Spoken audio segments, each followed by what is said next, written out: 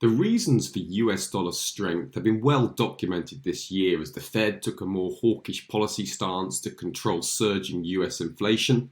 Safe haven bids also boosted the US dollar throughout the year. However, last week saw a big rise in US dollar short positions via the CFTC report as asset managers are now eyeing a peak in the US dollar.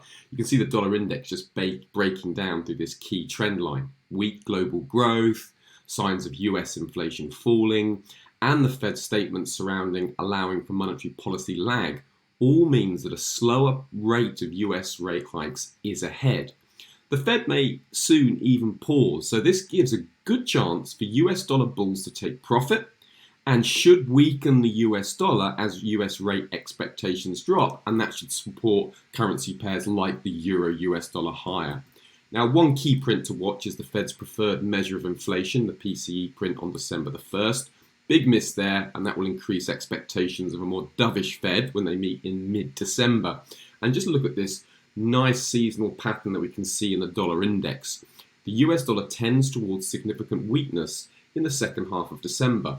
So does this mean a big US PCE miss on December the 1st would be a great time to sell the US dollar and to buy the Euro US dollar pair? It's certainly a possibility and one option to keep in mind.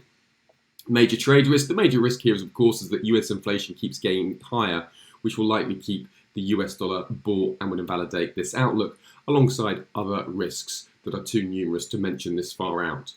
Remember, HYCM clients can access the Seasonal product in order to analyse over 25,000 different currency pairs, indices, commodities, as well as individual stocks. Please do contact your account manager for a free trial to get started right away.